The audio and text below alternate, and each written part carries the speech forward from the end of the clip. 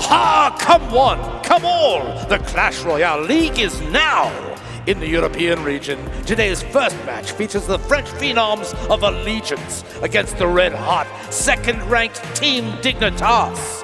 Rising star Doberman leads Allegiance into battle, while the golden-haired golden boy IMJP aims to keep Dignitas riding high.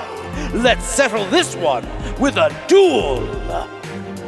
Hello and welcome to Clash Royale League. I'm Rich Slayton. Joining me is Andrew Guy. We are midway through our fourth week here at CRL in the European region. And Andrew, the standings in the middle are oh so close. Oh yeah, Rich. Right here, if you look at the very middle of the pack, there's so many teams that are just within one game of each other. And of course, the big outliers. Misfits on the bottom, of course, looking for their first win this week. And Team Queso on top at 5-0, not looking for their first loss probably ever.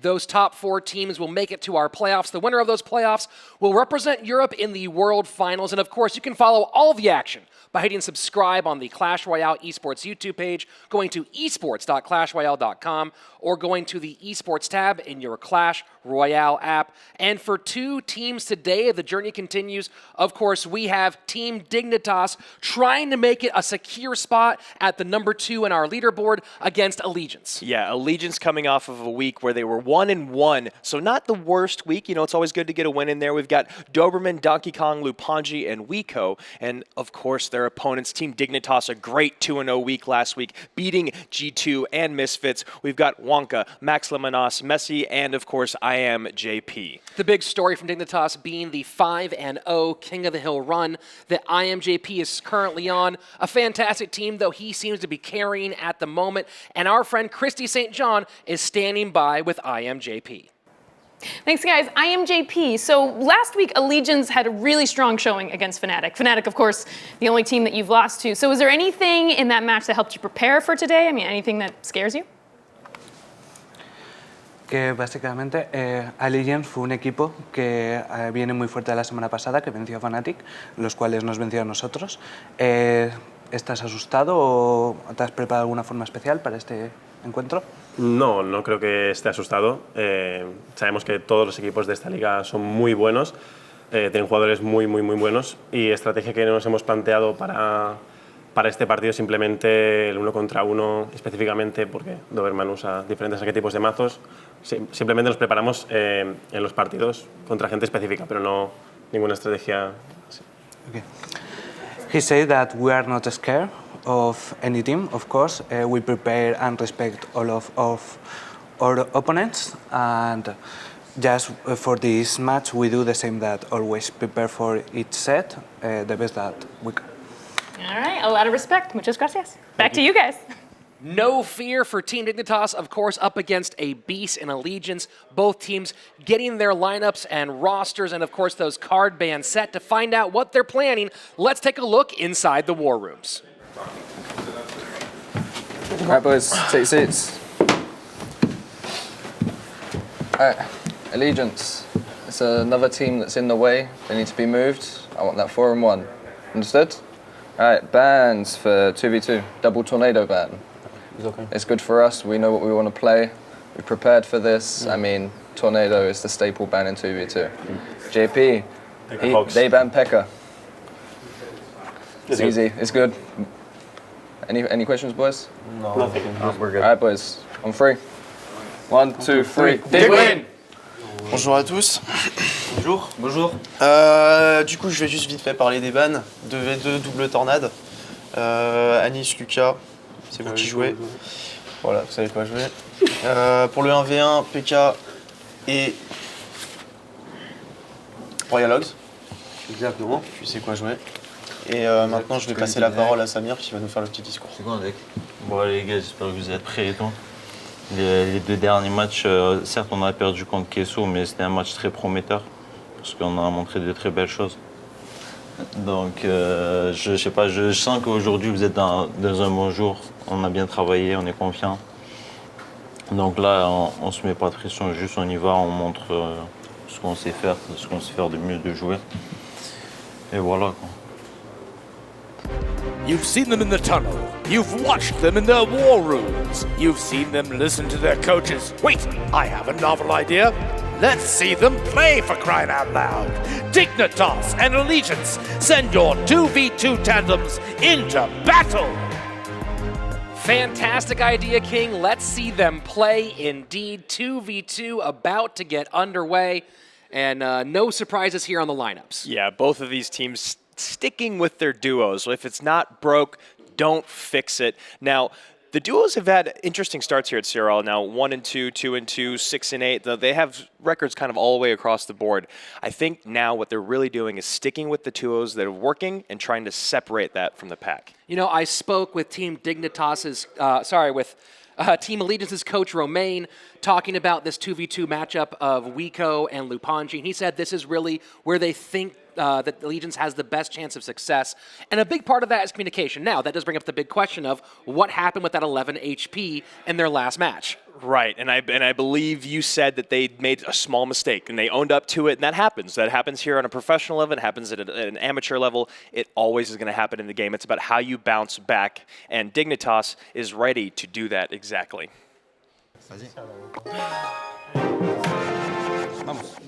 The opening set on its way. The card bans, of course, you saw a moment ago. Double tornado, so leaving a lot of spells on the board there, Andrew. Yeah, we usually see a tornado and a poison, or maybe even a fireball, but double tornado makes a lot of sense. It has such a powerful place here in 2v2, although we haven't even really seen it been played much because it's always banned. Now, interesting note, one of those super, almost over-aggressive Royal Hog plays right out the gate, getting that left tower down to 1347. Yeah, and you see that Allegiance there was kind of trying to decide how they wanted to defend it, and this is one of those rough things where you really want to get your golem down in front of your Night Witch, but you play the golem anyway. It's behind double golems, and this 2v2 is going to make it so it does get to the tower, but normally that is not an ideal situation. Well, so far looking like it's Dignitas' Wonka and Max Lamanas looking to be the team to solve the double golem riddle and maybe try to shift our meta in 2v2 to its next phase. Yeah, we saw that initial Royal Hogs might have felt a little aggressive, and that's why they couldn't defend so well, but they find themselves basically tied in damage here, so great opening exchange for both teams. So far, Max and Wonka 2-2 overall on their CRL record, and game record is 6-6. So they are razor thin so far with their 2v2 experience. Yeah, that's what I was trying to articulate before the match, was that these duos are really great together, but they're really trying to separate themselves from the rest of the teams that are having a negative win record. Because, look, if you're going to stick with a duo, you don't want them to be batting 500. You don't want them to be even. You want them to really be 2-to-1 ratios, ideally, throughout the rest of this season. Well, interesting note, again, talking to Allegiance's coach, Romain, about what was happening with their whole lineup. And he said that he was very open and honest that they didn't take 2v2 as seriously at the opening of the season because they didn't realize how important it would be. They figured with their lineup, 1v1 and King of the Hill, they could get it and kind of throw 2v2 to the wind and see what happens. Yeah, man, and I couldn't disagree more, and I understand why they're recognizing it now. Now, at the beginning of the season, I said I was not a believer, but winning your 2v2 set sets the pace for the rest of the match. You kind of have a cushion going into your 1v1, which is the bread and butter, and it's only 2 out of 3. It's not 3 out of 5, so separating yourself in that 2v2 set really helps the rest of the match. That miner getting a lot of work done, good timing to put that there against the double golem push. And now we're seeing also this Inferno Tower, Inferno Dragon combination trying to stop. And that was a big misplay, that Fireball, just getting the Magic Archer, not getting the Inferno Dragon. Yeah, you really, really want to hit that Inferno Dragon as well. That way you can throw down a Zap to reset it, and you've got it almost down. That Miner is definitely doing an incredible amount of work, getting that direct damage. And honestly, I think that Fireball is going to be the game changer. Final 5 seconds here. That Fireball, was that the entire thing? And did we just see the Golem Breaker deck finally make its way into 2v2? It's tough to say because, again, that missed Fireball was such a big deal. And here's that very opening play. Super aggressive with the Miner on the tower. The Night Witch and the Princess Tower are focused on it. That way the Royal Hogs get to do work. You see him allocate a Zap. It's just not enough. Or excuse me, you see Dignitas allocate a Zap to get rid of those bats. But right here, the missed Fireball, look, you get the Magic Archer, but come on, you just straight miss the Inferno Dragon. And the Baby Dragon would have taken out the Inferno with that Fireball, meaning that those Golems probably would have gotten to the tower much, much healthier. And we'd probably be still copying out the game. We'd still be in an overtime in that sudden death period. Yes. And at that point, now look, Dignitas was playing that deck very, very well, doing a good job with it, but Allegiance did have double Golem in double Elixir time. Yeah, it's one of those things. Double Golem is always really tough to defend against. They did it. They kept it up. The miner did work. Let's see what happens here in match number 2. Yo tengo... Sí, empieza tú. Game number 2 on its way. Reminder, Dignitas' Wonka and Max Lamanas at the top of your screen. Wiko and Lupanji representing the French squad. Allegiance at the bottom. Lava Hound's been banned a lot this week. It's going to be interesting to see exactly how Dignitas is going to utilize it today. Wait, Lava Hound, another missed fireball. Wow. Guys, I understand you want to get these troops down, but these are really big misplays early on, especially when you're in single elixir or missed fireball. Look at this. 2 miners on the tower, a Lava Hound, a Baby Dragon, and an Inferno Dragon. This is a really, really bad place for Allegiance to be in. Very difficult position, and you know, with so many options on the board in terms of spells, it's you think that you really make best use of those, and unfortunately here, not picking that one up. First tower down, and if we look at this deck construction, right, we see what Dignitas is playing right now, a slower, heavier deck. I wonder if there's going to be a lot of opening. Now that the double Royal Hog push on the right-hand side, but nicely picked up by the Tombstone, some spells. I'm just wondering if Allegiance can get back in this thing. I mean, these Royal Hogs are doing a great amount of work. I believe Dignitas did not think that they were going to get through the Tombstone that easily, and they thought the Flying Machine was going to do more work on those Royal Hogs. Despite the really rough start, they're actually not in the worst position. Well, I mean, that tower on the right-hand side down to 541, but let's remember, Andrew, that we are now just 24 seconds away from double elixir time, and that could end up being a really challenging spot here for Allegiance. Yeah, and you know Dignitas is really going to utilize that double elixir time to get a double Lava Hound push on this one Princess Tower while they still have the damage lead, while they still have the tower lead. As soon as they can afford it, they're going to try to get that big push. So we are now entering that double elixir time. What do Wonka and Max Lamanas have in store? A split hog push here. With that tower down so low on the right-hand side, Andrew, do you think that is the right play? Yeah, I think so. They need to start focusing on the left-hand tower. This is definitely going to be a 2-tower game. Dignitas knows that they're just going to ignore the Valkyrie, which I think is the correct move. They're probably going to try to start a double Lava Hound push once they can defend against these Royal Hogs. Well, there's a little misplay with a fireball as well from Wonka and Max Lamanas. Gets picked up nicely with the Baby Dragon, but they did not get all 4 hogs with that one. Yeah, they didn't, and it's not the worst misplay, but I couldn't agree more with the fact that, like, these spells are very important, and every single time they're used and not utilized to their max capabilities, it's giving the other team an advantage to come back in the game. We are going into sudden death overtime, and what looked like it was going to be a blowout game and a potential sweep here for Dignitas. Now it's Lupanji and Wiko turning this thing around, and that's 8 Royal Hogs. Can any of them get to that left-hand tower? Wow, very, very masterfully defended by Dignitas there. I thought it could have been games. That could have been it. Remember, the next tower to fall, that is going to be the story. And the right-hand tower now in very significant danger for Allegiance. We're getting spell cycled out, and now both towers within spell range. Fireball, poison on one side, and that's going to be it. Allegiance, Wiko, and Lupanji coming from behind. They were in a bad hole to open this thing up, but they turned it around, and I kind of made me eat my words there. It looked to me like Lupanji and Wiko did not have a way back into this game. Yeah, and that's one thing that I love so much about CRL, and we're going back here to the missed fireballs. You can see that didn't really come back and bite them in the butt too much. They fought through it. Maybe a bit of an overcommitment by Dignitas here on the first push, recognizing that they missed the fireball, but there's still so much elixir to be had and so many cards to be played. And here's that final moment. They know there's a nail in their coffin when they see that poison come down. They know what's in hand. Really, really well played by Allegiance. What I was going to say is that what I love so much about CRL and 2v2 is that no matter what happens early on, you can always bounce back. These guys are the best in the world. No matter how far they are behind, we can never count them out.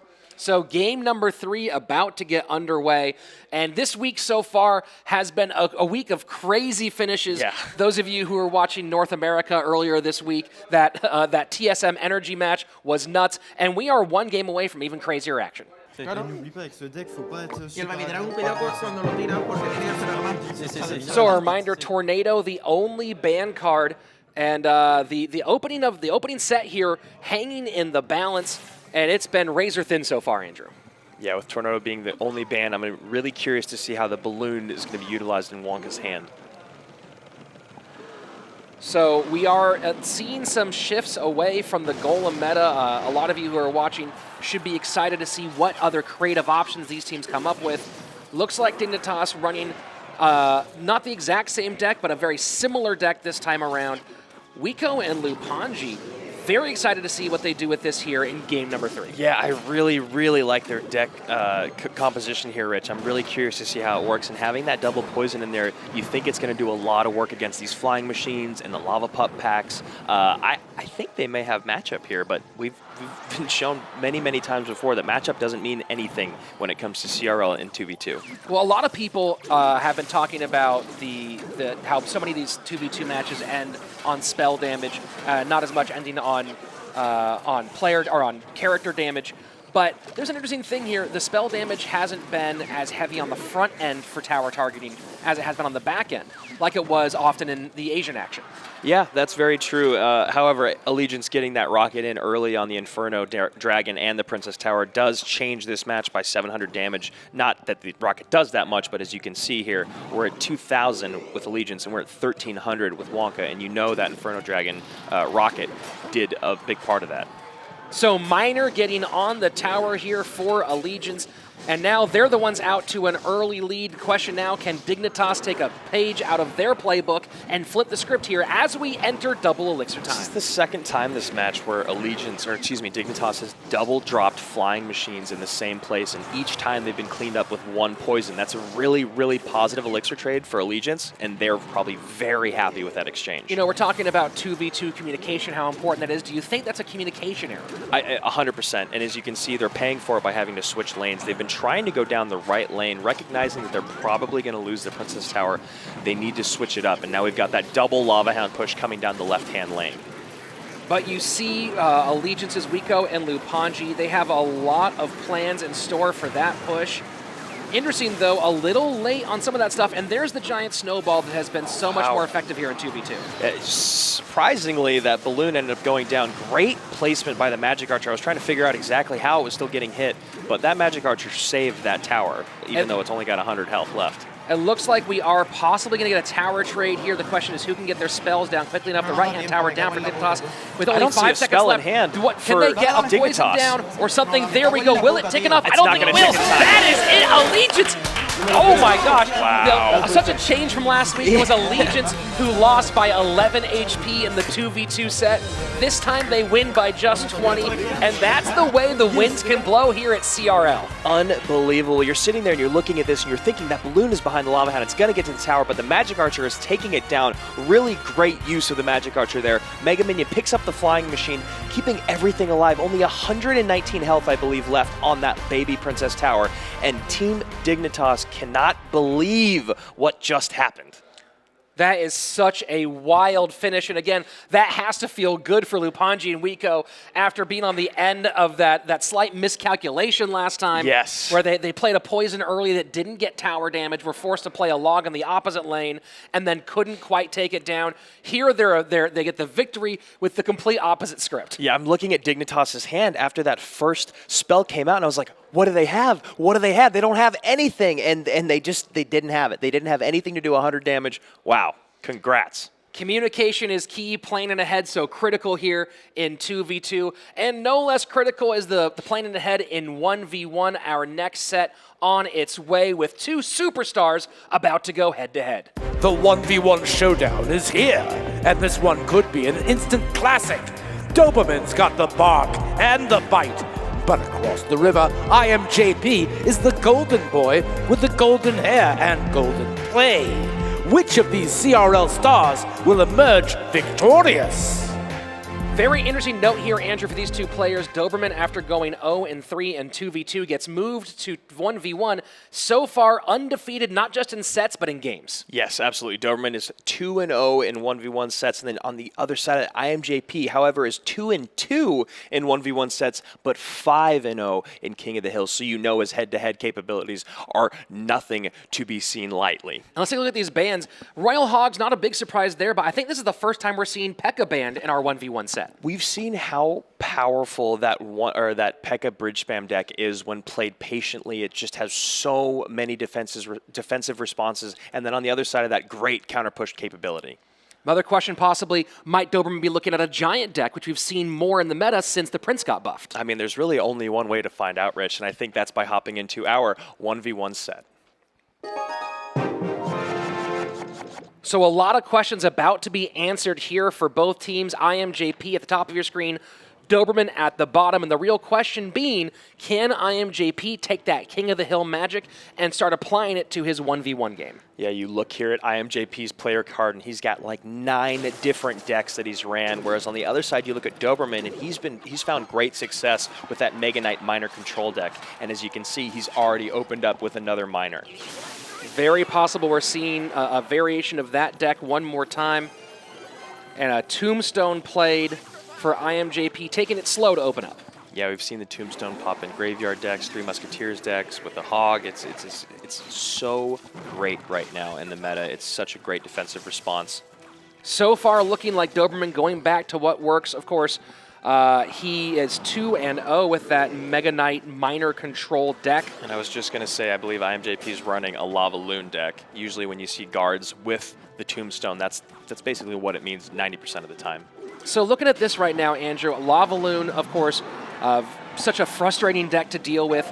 Between the Inferno Dragon, the minions, the Electro Wizard, do you think that as we go further through this game, he has the answer? Maybe not for this balloon right here, though. Oh, my gosh. Really great use of the Zap there by IMJP, perfectly resetting that Inferno Dragon, and that balloon is going to take that tower. I was going to ask you, with all those different cards in his hand, does he have the answer for this deck? And then right as I'm asking that, the balloon slides on through. Do you think maybe it was just that Doberman had committed a little bit too far to the right-hand side? It's not entirely that. It's just that he didn't have the greatest responses to stop that Lava Hound and balloon push. I mean, he did have the Inferno Dragon in hand, and maybe playing the... I thought IMJP playing the Mega Minion on the right side to defend was a misplay, but he still had the Elixir to support the balloon with the Zap. Just great plays by both these guys. Look, and it might be that Doberman knows his game plan here because obviously he is significantly ahead. Not only have they each taken 1 tower down, but he has good damage on the left-hand Princess Tower and huge damage almost halfway down the King Tower of IMJP. Yeah, but you got to think that last card with IMJP is probably going to be, I'd say, either a Lightning or a Fireball. So I'm just curious to see exactly how Doberman's going to stop these next big Lava Loon pushes. So double Inferno Dragon in the middle here. What do you think about double Inferno Dragon here? Is it a little bit too aggressive? I think that was a little too aggressive. I don't know why he supported it. I mean, I get it, but IMJP can completely ignore it and support his push down here on the right. And the Fireball taking out the pair of E-Wizzes. And the question is, will we get a drop? And yes, we do. We do get a significant drop. And now that right-hand tower in very, very severe danger as we move into Southern Death Overtime. And you at home may have not caught, but IMJP doing a great job of zapping not only the Princess, but the King Tower to reset, get a little bit more damage, and now he's in the driver's seat. He knows he is so close to being in spell cycle range. Doberman probably really regretting that Inferno Dragon that he played right up in the pocket. And again, this is what CRL is all about. Doberman took that lead, had so much damage on the King Tower and the left Princess Tower, and now it is he who is on his back foot just trying to stay alive here in these waning seconds. Yeah, and you saw him even just leak 1 Elixir right there, probably trying to figure out, what do I do? How do I win? Can I win quick enough? But he just did not he cannot. Have the Fireball the is in, and IMJP continuing to show why he is so dangerous in head-to-head. Yeah, you see these just really, really minor plays that make such a big difference. The Fireball cleaning all of that up. The Zap coming in on the King and the Princess Tower. All of these things make massive differences. And on the other side of that, if you're Doberman, you need to spread out your troops more. Do not put your Electro Wizard right next to your minions or vice versa, because the one spell cleaning all that up makes your defense useless. So, Andrew, it did feel like Doberman had a lot of answers in that deck to Lava Loon, which is, of course, a very frustrating deck to play against. Yeah. So do you think it was a mixture of troop placement and aggression? What lost him the game there? I mean, having a lot of air defense was not in his hand, but he did make a few misplays in there that made the gap much bigger. Well, one game down, another game on its way. Can IMJP continue this thing and send his squad to King of the Hill, or will Doberman tie it up here in 1v1?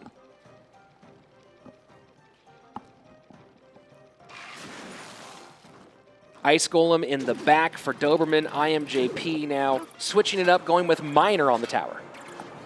Really, really cheap cycle so far we see for Doberman.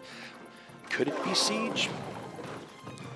And even cheaper, I mean, look at that now. Just a 7 elixir cycle for Doberman.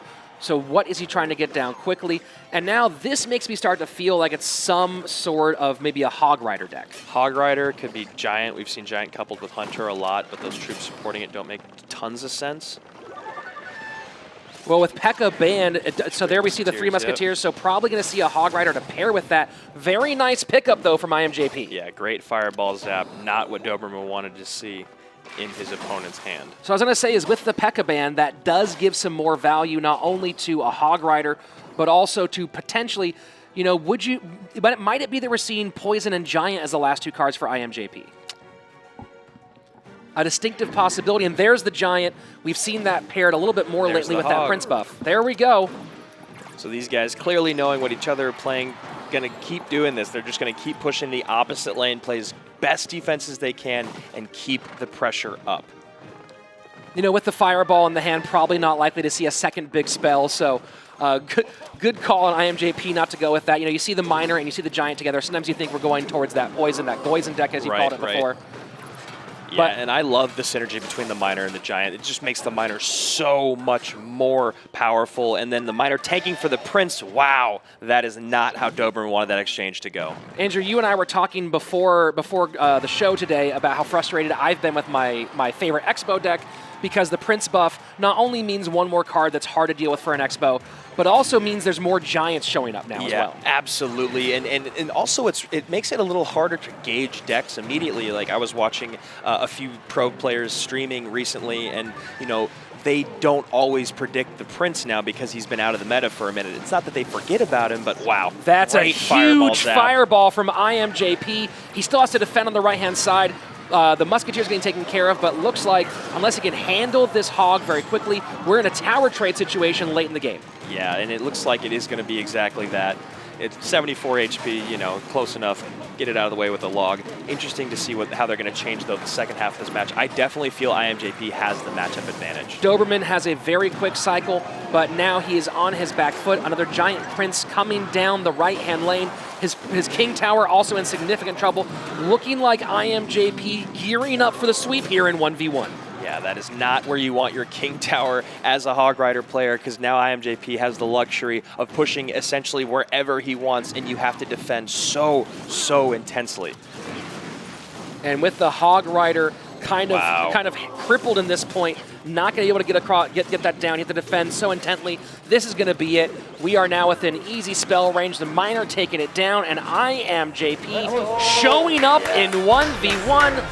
The Golden Boy does it one more time, sends his team to King of the Hill, and he has to be feeling confident going into his current undefeated set. Yeah, you heard him before the match. He's not scared of anybody, and you just look at these replays, the type of plays that IMJP continues to make, getting excellent spell value, knowing when to push, knowing when to defend, and then I don't think we're going to show the very end of the match here, but at the very end of the match, when he played the Giant in the pocket with a Mega Minion on top of it, he knew that Doberman's best response was a Hunter, and Hunters are very, very squishy. So, wow, IMJP taking Team Dignitas into his favorite place, King of the Hill. Really great play. Now, Andrew, one thing that we saw happen in both the opening game of this 1v1 set and the closing game of this, second game and closing game of this 1v1 set was some real clumping by Doberman of his troops. A lot of spell value there. What kind of adjustments would you make in that situation? I mean, sometimes you can't help it, right? Sometimes you need to either just defend as much as you can in one spot, or your troops are going to work their way together as they come down the map. But I think throughout the match. When I watched some of his troop placement, he could have been a little bit more cautious with spreading them out, and I think it really would have saved him with a lot of that spell value that IMJP kept getting. He capitalized on almost every single one of them, and you saw how powerful that was. Well, we are in a set now where each team can spread out the pressure. It is King of the Hill. Each team will nominate 3 players. Each player gets just 1 life, and the first team to eliminate all 3 players from the other squad takes the set and takes the match. And we're going to have to figure out what are their lineups, what are their card bans. This is one of the most critical parts of strategy as we get late in the match. Let's find out what they're thinking when we go inside the war rooms. King of the Hill, les bans c'est Princess et Royal Hogs. Leur line-up en face, Juanka, Max et JP. Donc on s'est mis d'accord, on en a parlé, on aligne Samir en premier, Anis en deuxième et Zach en 3. Donc notre ban du coup on a dit Princesse. Je sais pas l'écrire, c'est pas grave. On se met pas la pression. Hein. On sait très bien de quoi on est capable, on peut le faire. Pas de pression sur qui que ce soit, on joue comme on joue. On sait tous très bien jouer, donc on peut le faire. Et surtout, voilà, faut qu'on parte sans avoir de regrets. Maintenant, on est au King of the Hill, il y a de quoi faire. Donc pas de pression, chacun sait ce qu'il fait, chacun sait ce qu'il vaut, et puis on va le faire. Moi j'ai confiance en vous les gars. There you go. Right boys, King of the Hill, Princess Royal Hogs band. We're prepared. Going first, we've got Jaunka. Going second, Max, it's you mate. And going third, we've got I am OP. Don't know what that M is. Boys, we've been here 3 times, we've won it 3 times. We know how it goes. We should make this number 4, yeah? Yeah. Let's go. On 3, go. 1, 2, 3, big win! Team Dignitas has only 1 loss. Allegiance badly needs a win. The question is, who wants it more? Seriously, guys, I'm asking, never mind. Let's settle it in the arena with King of the Hill. King of the Hill on its way, and no big surprises here in the lineups. Both squads kind of sticking to what they've felt comfortable with so far in our 3rd set. Yeah, we got Donkey Kong leading off for Allegiance, Lupanji in that 2nd spot, and Doberman, of course, leading up the back end. And on the other side for Dignitas, we got Wantka coming off, trying to get his very first King of the Hill win, Max Lamanas in the middle, and of course, their closer, IMJP, in that last spot. Look at these card bans, Andrew. No surprise, Dignitas getting Royal Hogs off the board worked so well for IMJP a moment ago. Princess making maybe her 2nd or 3rd appearance on our ban list. Yeah, we've seen how powerful she can be in that new log bait deck with the Princess, the Rascals, and the Prince. We've also seen her be very effective in that Hog Rider mini P.E.K.K.A deck, so maybe it's just something they don't want to have to deal with. First to 3 wins King of the Hill and wins the match. Let's go. It's Dignitas Wonka at the top of your screen. Allegiance Donkey Kong at the bottom. Interesting matchup here, Andrew, with Donkey Kong undefeated at 2-0 in King of the Hill. Wonka still looking for his first victory in this set. Yeah, definitely a thing that you want to get under your belt. Always getting that first win is going to make you feel so much more confident playing throughout the rest of the season. Interesting note that that Wonka tends to like both cycle and bait decks primarily, not a big beatdown player. We see him kind of showing a bit of a cycle here. Maybe we're thinking that Princess ban, you're talking about it getting rid of some bait, and maybe they're thinking, hey, let's get the first player off the board as fast as possible. Yeah, and also the Princess and those bait decks really succeed against beatdown style decks because your opponent's never really able to build up the elixir that they want. The Valkyrie in the lineup for Donkey Kong, still a very powerful card, not quite as powerful as she was about 2 weeks ago after the slight changes. Remember now her attack speed down from 1.4 seconds to 1.6 seconds per swing. That great use of the fireball to get rid of that tombstone, able to get the lumberjack on the tower. You never ever want a lumberjack to get on your tower. He does so much damage so quickly. It's so frustrating when he gets through defensively. Offensively, you kind of always feel like you got a gift there. Yeah, oh totally.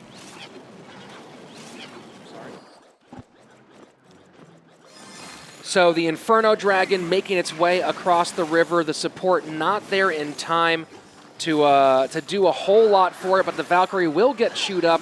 We are now at the midway point, and it's the Graveyard deck coming down for Donkey Kong.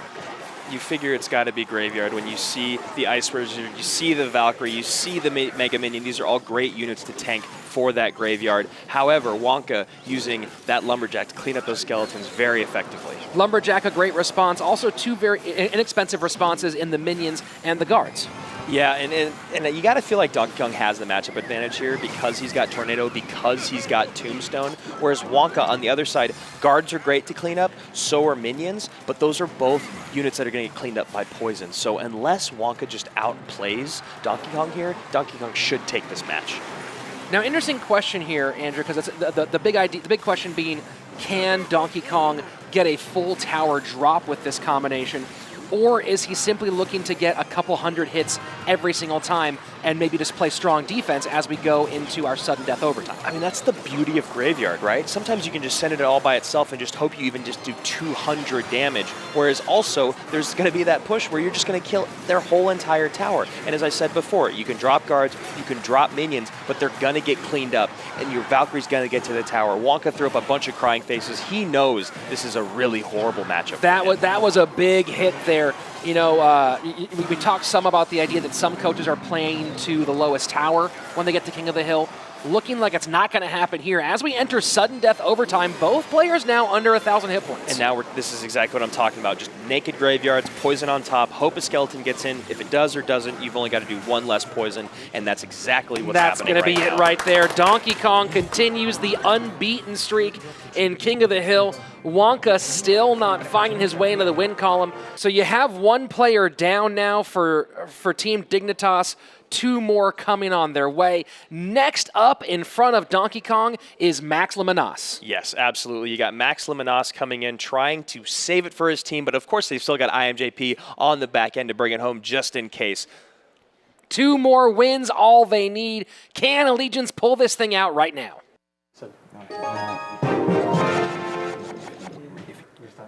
Game number 2 on its way. Donkey Kong still unbeaten in King of the Hill. Can he continue that streak here against Max Lemanas? Yeah, and you got to think he's got to feel pretty confident with another spell in his hand to just send in the minor like that as his very first play. Well, Donkey Kong has been playing, has had some success in the past with that P.E.K.K.A. minor control we've seen here at CRL. Max Lemanas, in his last King of the Hill appearance, played 3 Musketeers, did not get the victory, so it looks like he might be switching things up here a little bit. Yeah, it looks like we might be seeing that minor giant poison deck here coming from Max Lemanas. And then on the other side of that, Donkey Kong running an interesting, looks already like some sort of cheap log bait deck, but there's no princess. But as you can see, he's got the Dark Goblin, he's got the Tombstone, and he's got the Goblin Gang, all of those loggable. So there's a question, was there a bit of gamesmanship by banning the princess so that you might get the log out of people's hands and then play a deck with all the loggable cards? That, you know what, that's totally, dude, that's a great analysis. So the poison down on the right-hand side, the Inferno Dragon, not going to get really anything on that right-hand tower, but still down to 1594. Donkey Kong out to another good start. Interesting. You never really see minor in any of those log decks. I was thinking maybe you could replace the princess with a magic archer in that instance, but here we see we have a Rascals. So it's kind of like a Rascals minor poison control with a bait aspect to it. So with no log, it's going to be a lot more difficult to take care of all these small troops. Yes, you have the zap, not as good of a response. The poison a little bit more expensive. So it's going to be interesting to see how Donkey Kong can take advantage here. Well, see, all of Donkey Kong's troops are weak to poison, including the Rascals. And then you think about the Rascals as the strongest tank for him. That going head-to-head with a Prince is not a good place to be in. So interesting question here, Andrew. One difference we do see is the speed of these decks, right? Donkey Kong, the most expensive troop being his Rascal. Of course, you have 2 troops at 5 over across from Max Lemanas. So do you think that's going to be a big part of this, Donkey Kong trying to beat him to the punch? Yeah, it's going to help. He's going to try to outcycle him. He's going to try to push opposite lane. Although he's done so much damage to this right tower, it's kind of hard not to. I just think he's going to have a really difficult time defending with that poison in Max Lemanas' hand. Interesting note, they both have the same fastest cycle at 11, so trying to outcycle going to be challenging, but I guess part of that is that he's hoping to have more elixir in his back pocket when those moments come up. Yeah, and it's really right now, it's an interesting like minor poison battle here between the two of them. both towers so close, but wow, Donkey Kong really taking a big damage advantage right now.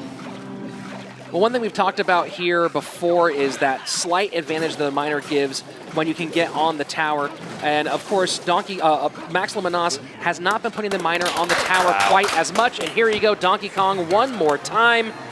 4-0 in King of the Hill. Donkey Kong continuing to show off his skills here in the third and final set. Yeah, I understand what Max was going for with that deck, but Donkey Kong really just using this very interesting deck that he created, kind of picking it apart. Those Swarm Troops doing so much damage. He did a wonderful job of spreading everything out so that it wouldn't get all cleaned up by the poison, dropping the Rascals up front, dropping the Dark Goblin in the middle, Goblin Gain in the back. Just really, really heads-up play. I really want to know, because Allegiance did ban the Princess. I want to know if that Princess ban was to set up that deck potentially. I think so, because looking at that deck, like I said, it has really got a lot of log bait aspects to it, and the poison was helping clean it up, but not having a two elixir card that just cleans everything up, that cycles really quickly, I think that's exactly what they were going for.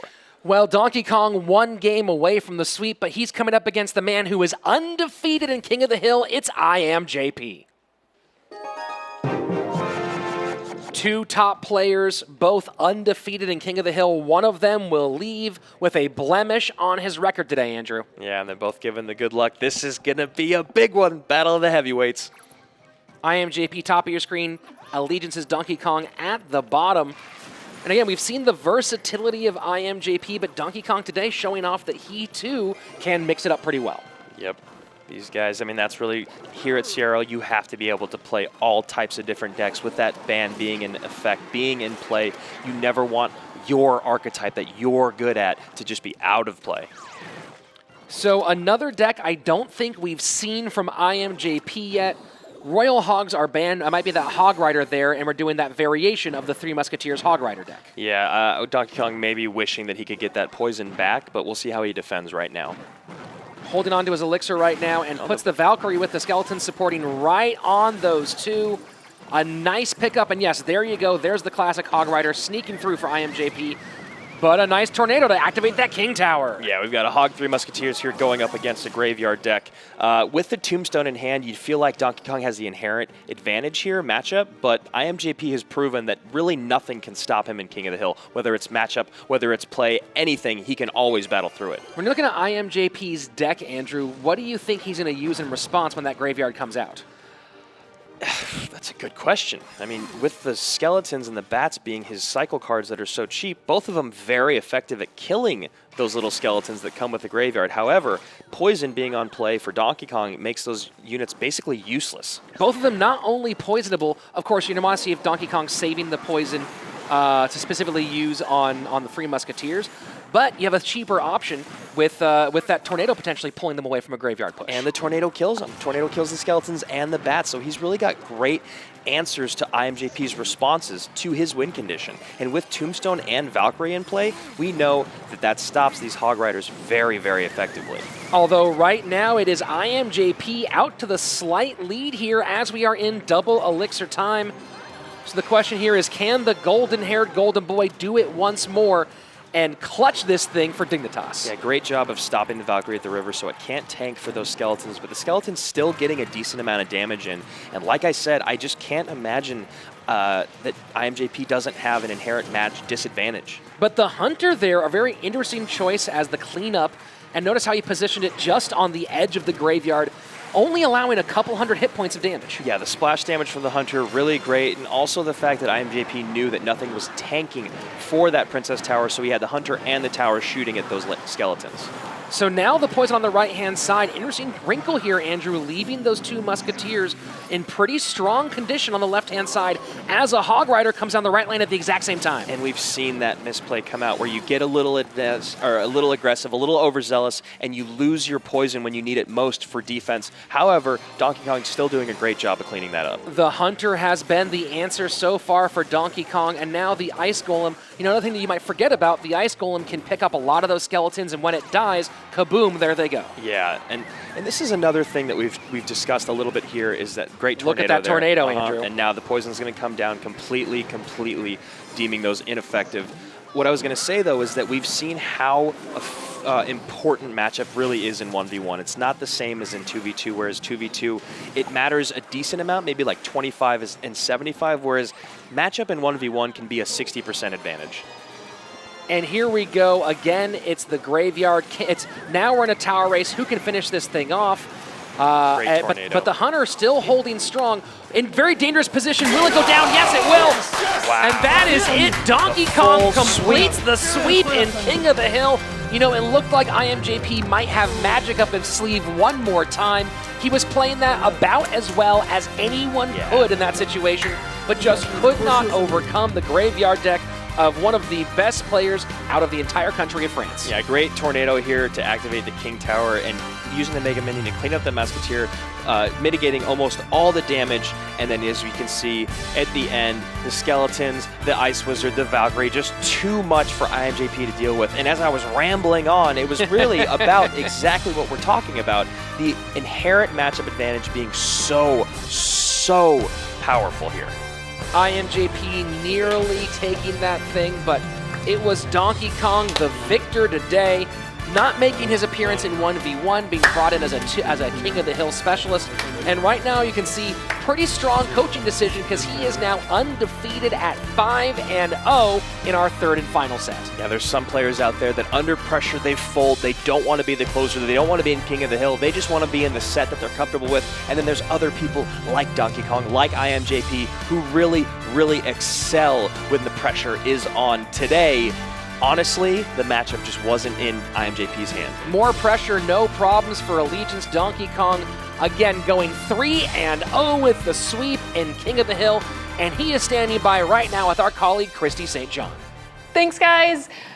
JP was on a roll until he ran into the barrel of Donkey Kong, dethroning him. How is it feeling? Yeah, my heart is still pounding. I have, I felt a lot of pressure, but I prepared my match very well. I knew exactly what kind of decks every one of them was playing, so I took the best one to counter them. Really? So you predicted all those matchups. It seems like you had all those hard counters in hand. Yeah, when I saw their decks, I knew exactly, oh yeah, I was thinking about that, and that's the right call. You got it. Great calls, great game, man. Back to you guys. Thanks, Christy. Unbelievable performance from Donkey Kong. Not just fantastic play, but that mental game preparation coming in. You know, I really want to ask him about that Princess, if that was a setup to create that bait deck. And, you know, seeing what he did there and what he just talked about, you kind of feel like it might be, but it doesn't matter. Donkey Kong, 3 wins in a row, and giving Allegiance one more victory here in the European region. Yeah, not a lot of things shifting around as we get into our standings. As you can see, Dignitas still in that second place position, not moving, but they are taking a loss. So now they're tied actually for second with G2, which also means Allegiance and SK Gaming are also tied technically for third, since Dignitas and Esports are tied for second. Crazy things happening with that win and loss.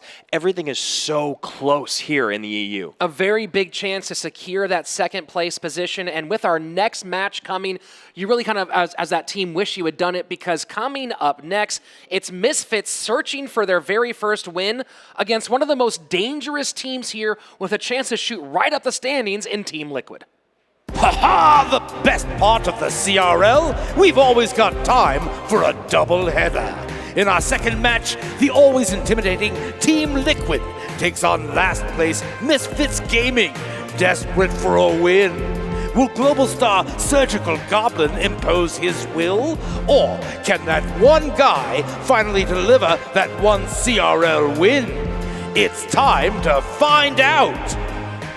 If one match wasn't enough, well, guess what? Here at CRL, we always have a second one in store. And this one, critical for both teams playing. You have Misfits searching for their first win against a Team Liquid trying to live up to a deservedly high reputation. Absolutely. Yeah, as you said, Misfits are 0-5 right now, but this is a great position to be in, because if you take that first win over Team Liquid, that is an emphatic victory. And then, of course, Team Liquid, the most famous team in the world, bringing in a new player today. Let's see if Buffmac wakes his way into the lineup. And, of course, we know Azili's Surgical and Diego B trying to still figure out their 2v2 and 1v1 lineups. The Brit could make his debut today for Team Liquid. Of course, you have 3 of the best players in the world as his teammates, and one of them is standing by right now with Christy St. John as she has Surgical Goblin. Thanks, guys. Surgical Goblin. So you switch up your lineup every time to confuse your opponent. Of course, critics might say that it's just you're trying to figure out who's better in 2v2, who's better in 1v1. What do you think? I mean, what have you learned about your team by switching it up?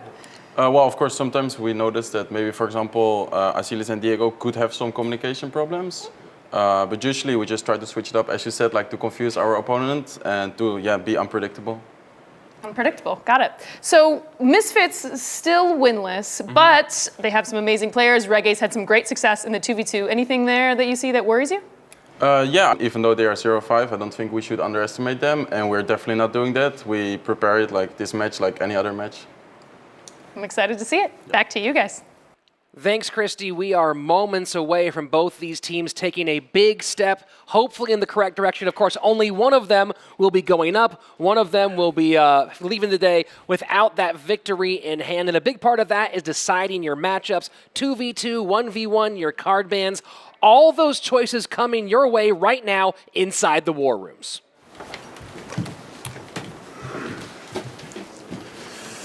Hey boys.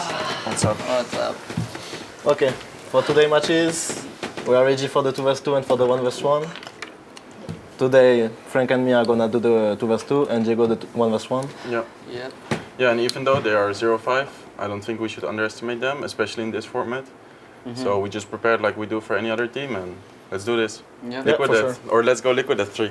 All right. 1, 2, 3. Let's go Liquid! Okay, guys.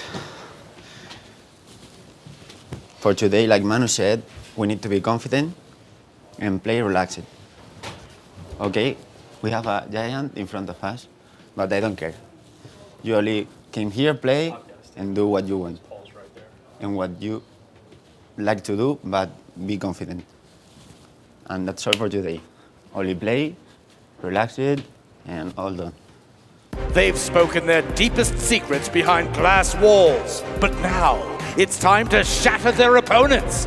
Glass, shatter, see what I did there? Anyway, Misfits and Liquid, it's time for a 2v2 throwdown in the arena.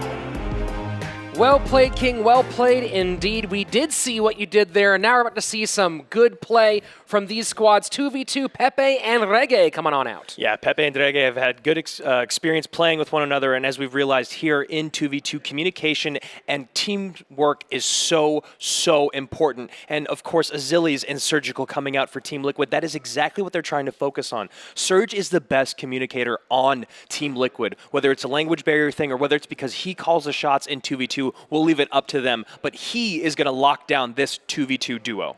And of course, a set of card bans active for all potential 3 games here in 2v2. Tornado, no surprise there. Fireball recently taken the place of Poison a little bit more. Yeah, I mean, we've seen how powerful Royal Hogs are. We haven't seen much of Three Musketeers in 2v2, but that Fireball for the Royal Hogs, for the Lava Pups, for the Balloon, so, so powerful. And of course, the Tornado cannot bring things to the King Tower as easily. It's just nice to have it off the table. Will they find their proper matchup? Can Team Liquid make it happen, or will it be Misfits right here, right now?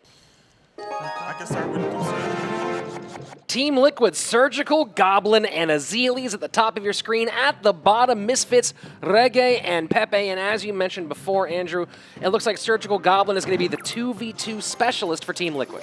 Yeah, and immediately you see Team Liquid taking advantage of the fact that that Fireball's off the table, both of them running Flying Machines, a really, really great card when you don't have Fireball in your opponent's hand. And it looks like not just that, but Misfits choosing to go with the Flying Machine and the Magic Archer, both easily fireballed, traded out cards.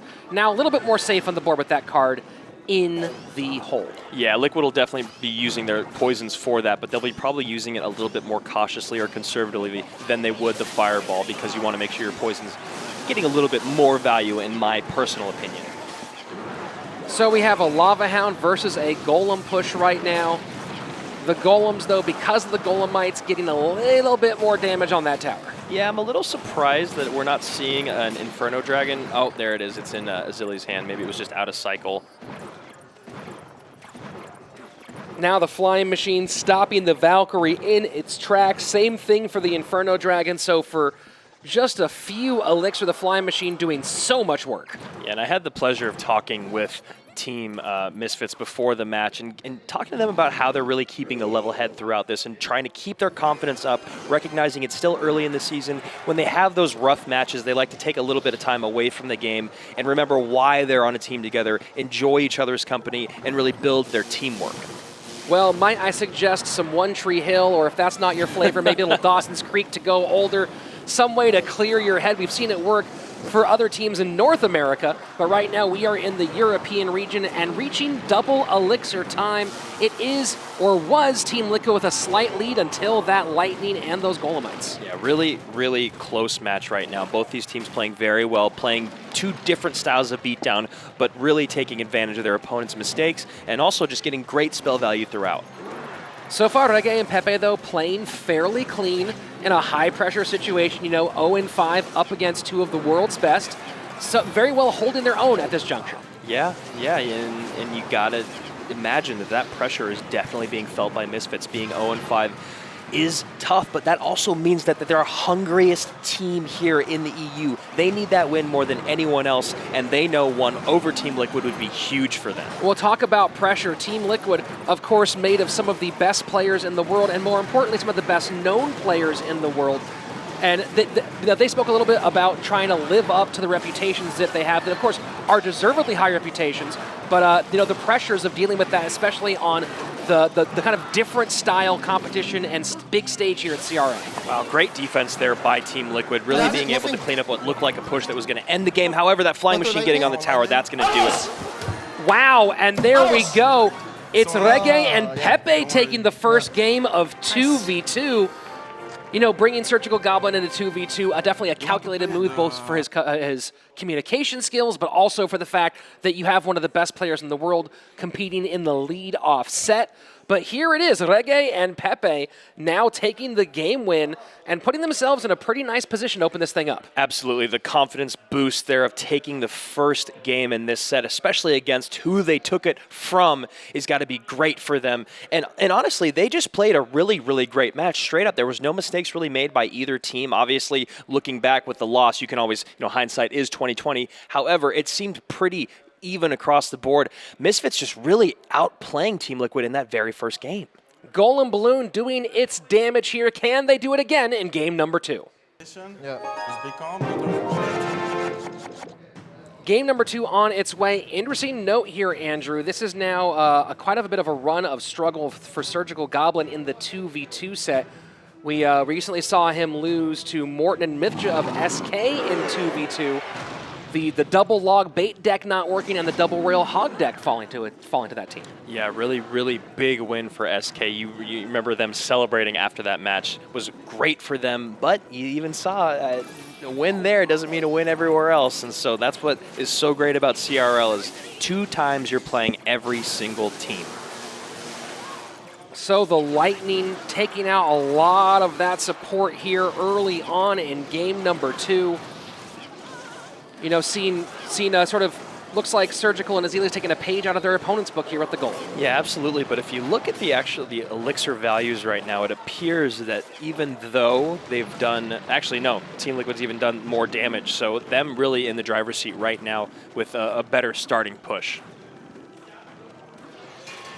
And the Princess Tower chewing up those support troops. Sorry, Andrew. But now interesting development here. The P.E.K.K.A. coming out in response to the golem. Yeah, great response to the golem. However, the Prince being able to poke that javelin, is that what they're called? Sure, a javelin would work. A lance. A lance. I can never remember. Being able to poke it around that golem is going to help with that P.E.K.K.A. cleaning it up. The golem not going to make it to the tower, but that P.E.K.K.A. also going down means a pretty decent Elixir trade for them. So got to distract that Prince. The Magic Archer doing a good job in support, cleaning that up so far, despite being behind at this juncture as we approach double Elixir time. Still some pretty solid defensive choices from Pepe and Reggae.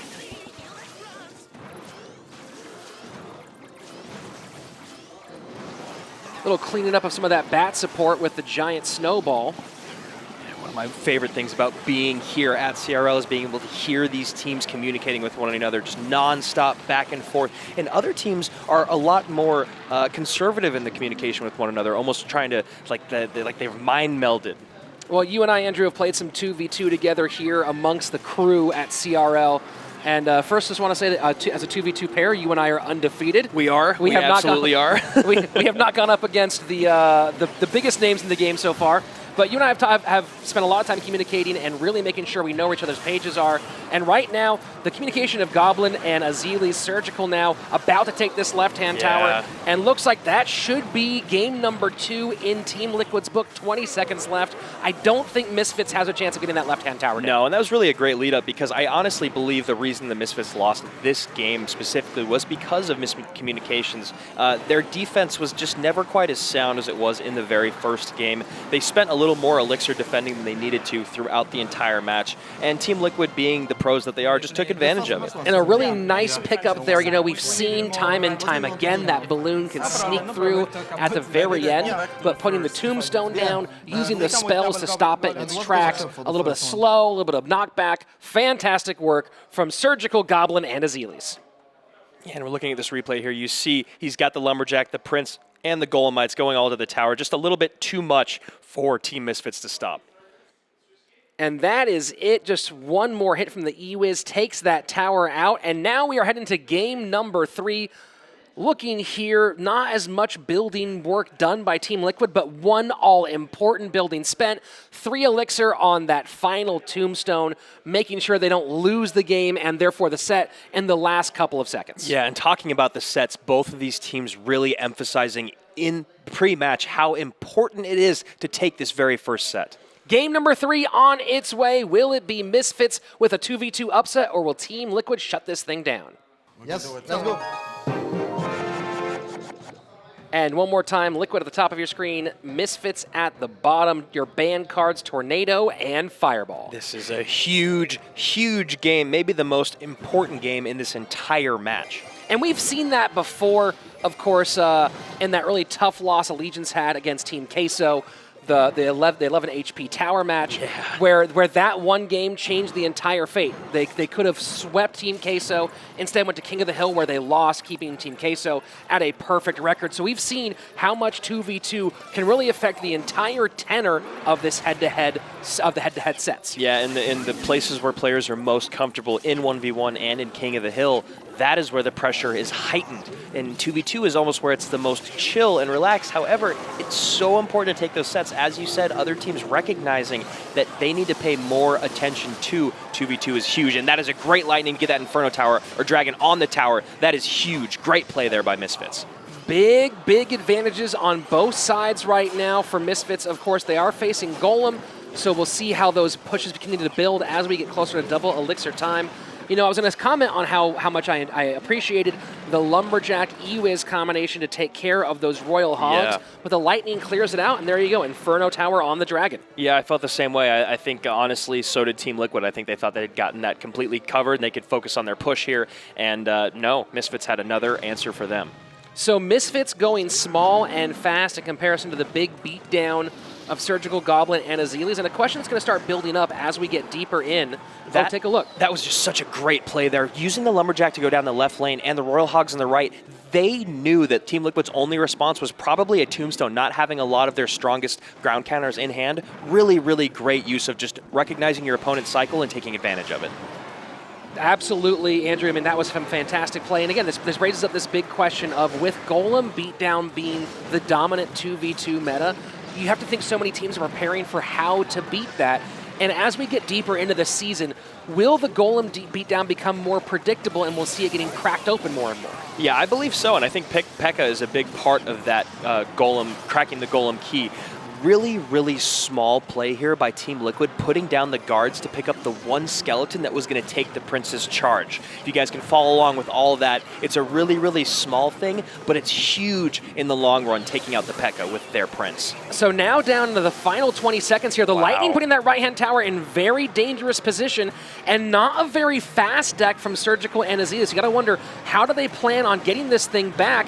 with so little time remaining. Misfits on the precipice of taking this thing here in 2v2. Wow, great double tombstone to bring that golem all the way across the lane. And wow, Misfits celebrating the huge set win over Team Liquid's Surgical Goblin and Azilis. Team Liquid still struggling to find their exact 2v2 rhythm. They made a slight adjustment, making Surgical Goblin kind of the guy. But again, it just shows you how hard 2v2 can be, even with two of the world's best. And here you go, Misfits, Reggae, and Pepe. Now Reggae himself moving now to a positive win record, 3-2 overall in 2v2 sets. Pepe evening it up, and here we go. You were talking about how do we deal. We had a great defense, the Lightning wiping those out, and this really feels like it set the tenor for the entire game. Yeah, and you look at the hands of Surgical and Azilis, and there was just nothing. Everything is all gray, and then again, you've got this great defense. The Lightning comes in to clear up the Inferno Dragon. However, Misfits is like, nah, we got another Tombstone. That golem's going to go for a long walk. Wow, I admire Misfits for keeping their heads up and coming into this match with great confidence. Talking to Drege before the match, him saying that they have nothing to do other than just keep the confidence high. It's still early in the season. If you lose, step away from the game, recollect yourselves. I love it, and it paid off. We may be seeing a big shift in the 2v2 meta now, and it might be happening today specifically. It's been a lot of fun, but there's more Clash Royale action on its way. This match isn't over. Next up, 1v1. You've seen them play 2v2. You've heard Rich and Andrew break it all down. By the way, good job, guys. Now, it's time for the 1v1 showdown. And this one should be good. Diego B. and that one guy, let's get it on. A nice little show of sportsmanship beforehand for these two longtime competitors, Diego B. and that one guy. A lot of interesting notes here. Diego B, who's currently with a 1-0 record in 1v1. That one guy looking not just for his first set win, but first game win. Yeah, that one guy having a really tough start here in head-to-head win rates. He hasn't won a match or a set in 1v1 or a 2v2 game. On the other side of that, you got Diego B, who's done great in 1v1 sets, but has struggled a little bit in King of the Hill. However, these two both looking to improve their head-to-head record. And our ban cards here, Poison, been very common, but here we see the Tombstone, and you kind of maybe if you're Team Liquid, wish that Tombstone was banned in the last set. Yeah, totally. It was a big problem not having that or those hogs last game. However, Tombstone being out of play takes a lot of Deck's archetype. It just makes him a little bit uncomfortable. So I'm really curious to see what they're going to do to replace it. Can Diego B send his team to King of the Hill, or will that one guy close this thing out for Misfits? Let's see right now. It is Diego B of Team Liquid at the top of your screen. That one guy for Misfits at the bottom. Now, Andrew, I talked to Diego B before this match, and he said that one of the things he's been challenged with is kind of the shift in how he plays physically. And you think that wouldn't matter, but Diego B's used to competing sitting down with his headphones on playing music. That's kind of how he gets in the zone. And he was expressing to me that, you know, the difference here at CRL, standing up, not having that sort of being in the zone music, definitely a challenge for him to get out of his normal comfort zone. Yeah, it looks like Diego's going to be running that Mini P.E.K.K.A. Hog Rider Princess deck. Really great job of that one guy stopping the Mini P.E.K.K.A. But I love that, Rich. Oh, he's switching out the regular Hog Rider for the Royal Hogs. Very interesting, especially because Tombstone's not in play.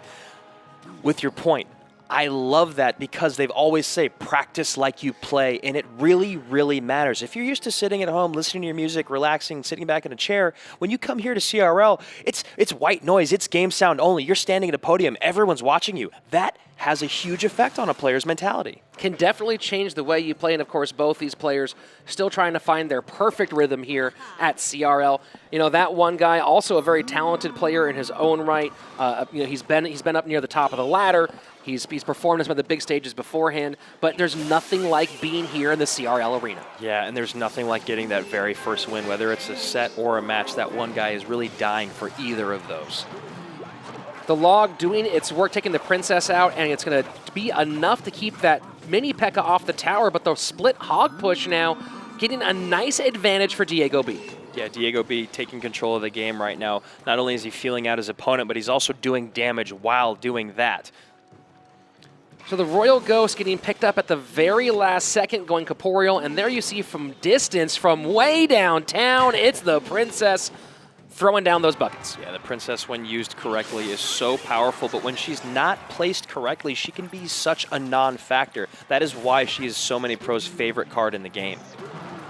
And here you see that one guy hesitating just a little bit here. You'll wonder with these quicker decks, might that be an issue? You know, there's been a lot of debate about the idea of Leaked Elixir, Andrew, about whether how important of a stat is it. And when you get to the beatdown meta, you definitely do take some time longer with beatdown, but a lot of people saying that it might be more important with these faster decks where you're keeping cards on the board consistently. Absolutely. I mean, especially when you get in double elixir, if you can keep dropping units every single time you get to 10, it's just such a powerful thing. And Diego recognizing he made a slight misplay right there and paying for it. So now a lot coming down the line, the log taking out the Princess, but down the right-hand side, once again, the Royal Hog push in the single lane, getting that tower into significant danger, and here we go. This is breaking this thing wide open. We are almost to sudden death overtime, and now under 500 hit points is the right-hand tower of that one guy. Probably a rocket there maybe is the very last card for Diego, just waiting to get the log back and cycle maybe, and also just the mini P.E.K.K.A being such a great response to Royal Hogs. It just takes one hit, and he's going to send in his Royal Hogs. This is probably going to wrap it up. Well, it does get picked up by the Fireball log combination, but I really love that he did the 3-and-1 split, doing a little bit more damage on the left-hand side, just in case you need it. Yeah, I love that Princess at the river and that Goblin Gang behind the Ice Golem. Really, really nice aggressive play that also protected his Princess. As I've said before, you always protect your Princess, and Diego got the message. Nerves, no problem here for Diego B, maybe standing to starting to finally feel kind of good as he takes that right-hand tower down, and getting a game win for Team Liquid, so important here to not have to feel like you have to win 2 in a row to save your team's life. Yeah, and then you look at the flip side of that coin, that one guy's got to be feeling a lot of pressure. It looked like it was going to be maybe his game, but honestly, Diego just made a few small plays throughout that kind of just stole it from him. Now he's really got to bounce back. Fantastic work. Yeah, Team Liquid here looking like they're in a good position to move up the standings. Things are so close right now. Diego B trying to close things out in game number 2. Game number 2 on its way. Diego B trying to get the victory here, send his team to King of the Hill overtime. That one guy still searching for his first game win in the 1v1 set. And an aggressive Lava Hound coming down. Diego says, all right, you got a Lava Hound? I got a Lava Hound.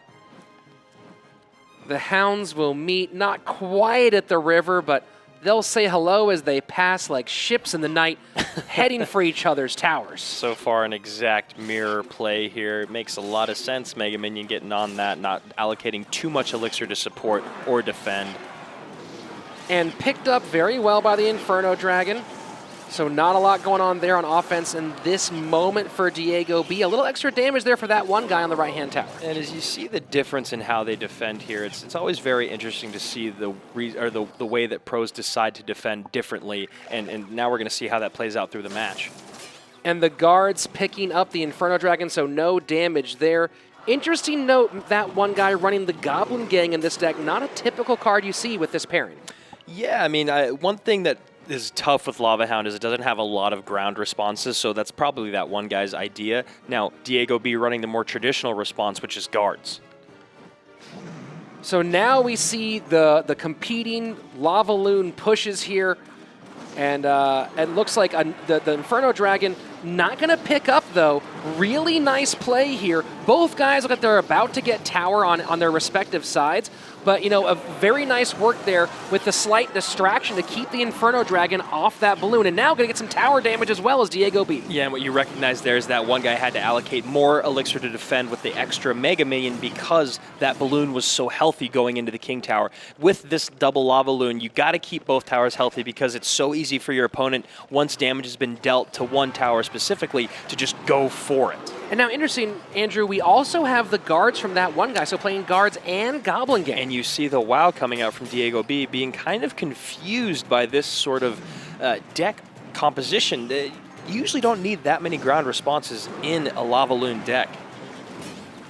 So you gotta wonder what the thinking is behind those that Goblin Gang in this deck. And now the balloon for Diego B getting all the way to tower. The question here, though, is does he have enough here to stop and a nice pull to the top with the cannon on that balloon. Wow, beautiful play, and might have just been a split second within time by Diego B. Yeah, and a really, really great defense there by Diego B, and that one guy really feeling the pressure now of that small misplays throughout, or maybe Diego just outplayed him by a little bit. Maybe that one guy was going with this specific deck to maybe meet that Princess deck that Diego was running before.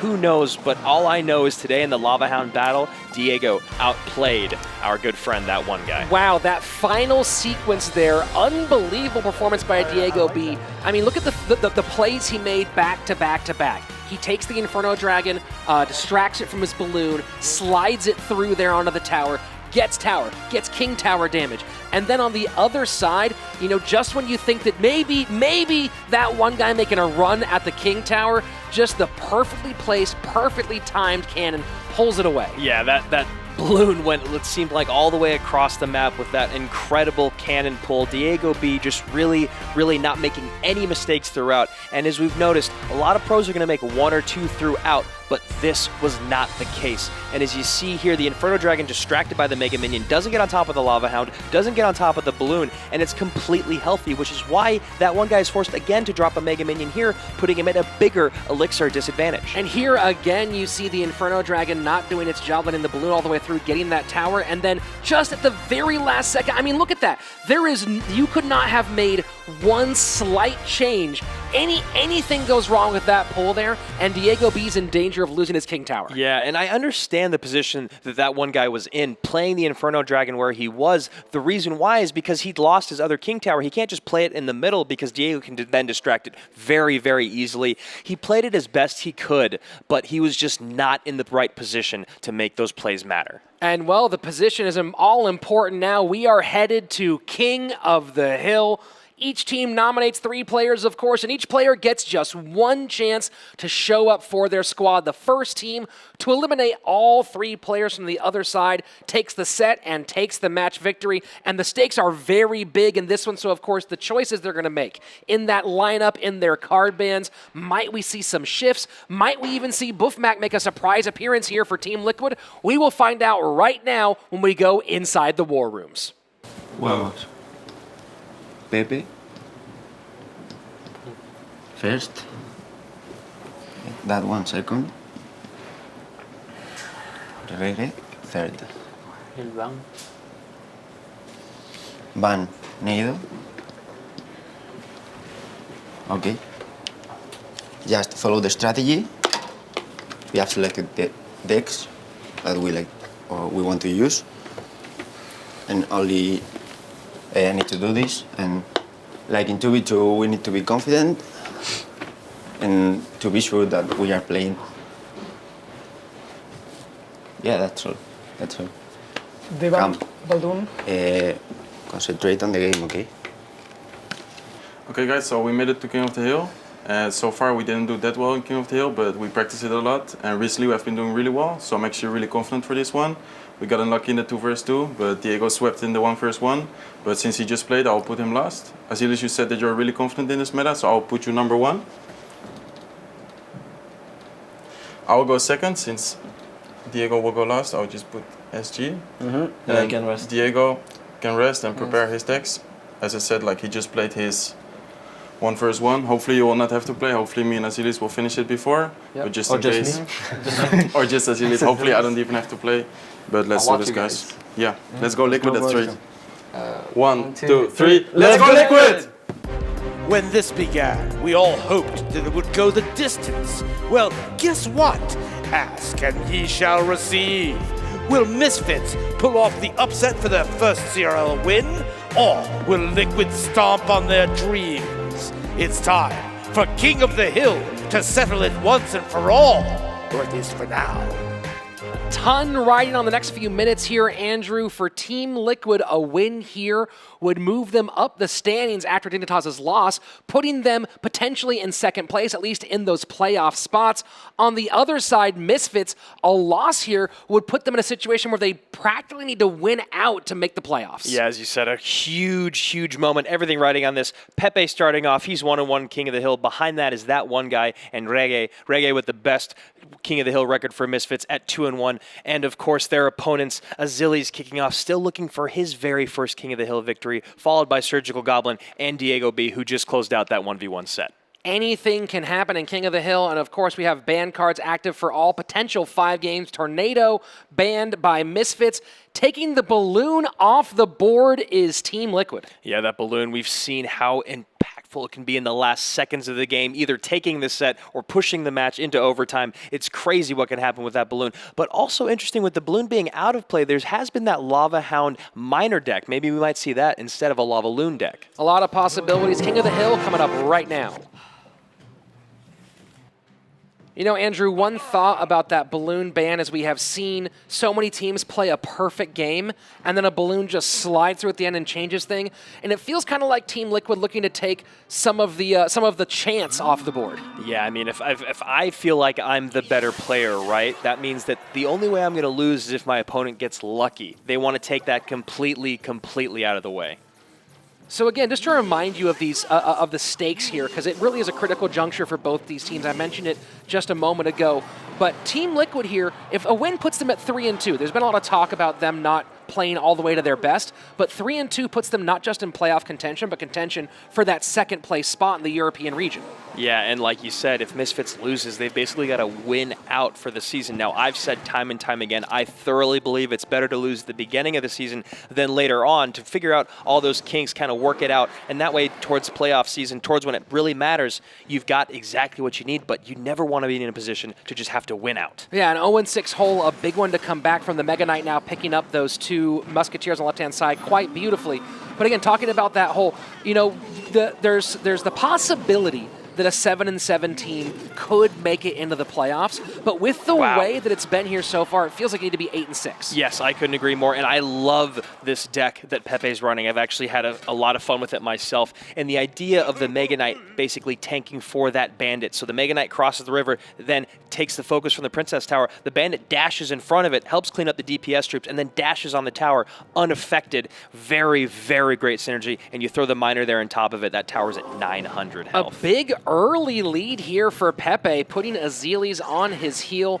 You know, we see him splitting the Musketeers and going with the correct call, putting the 2 on the right-hand side away from his damage tower. Still, though, that poison going to be a hard thing to overcome for those 3 Musketeers. Absolutely, and here's the other thing. He's also got Mega Knight, and I knew it. I knew the Royal Hogs were going to come in. Mega Knight is such a wonderful response to the 3 Musketeers and the Royal Hogs. You saw right there, he dropped it on the Solo Musketeer and the Royal Hogs, used the Bandit to clean up the other lane, but now he's got a great push here coming down the left-hand lane. Pepe, the #1 CRL EU qualifier, making an early statement here in game #1 of King of the Hill. He is not afraid to go toe-to-toe with the best in the world. And I feel like Azili's got away with one there. He might have played it exactly perfectly, but if that Ice Golem had pulled the Bandit even one more tile over, then it would have dashed to the Hunter, probably taking that left tower. Great for him that it did not. So at 458, that left-hand tower in a lot of trouble for Azilis. Pepe has to be feeling pretty good. Of course, he cannot afford to make a single mistake right now. The Mega Knight picking up on the left, on the right-hand side, but the left-hand side, a lot of damage going down that lane, and not a lot of elixir left for Pepe. Having to use the Miner there on defense was the right call. Royal Ghost is still going to get a few hits off, but he's still in the driver's. Oh, wow. But the Bandit going the wrong direction is not what he wanted. And that's going to be it. Oh, my gosh. You know, that was so close. Wow, Andrew, you said it yourself. The Bandit, you really hoped it would follow back to its defensive side. Goes the opposite direction. You know, you look at that Ice Golem pickup. I was worried about the Ice Golem picking up the Mega Knight and delivering it to the hands of that left-hand tower, but it's the Bandit instead that does the deed. Yeah, that was very, very impressive. Honestly, Azilis was probably thinking he might get away with one. I thought he might as well, but the Bandit doing work, going across the river, getting to the tower. Great, great dash to take the first game here in this King of the Hill set. That's a very important game. Momentum, of course, so key here in King of the Hill. And, you know, Pepe off to a great start, but across from him right now, a guy you never want to be standing in front of when the pressure is on. It's one of the best in the world, Surgical Goblin. I've seen a lot of his YouTube videos, and a lot of opponents have the exact same response when they see themselves across him in a match, and that is to say laugh, good luck, good game, and laugh again. So here we go. Game #2 of King of the Hill on its way.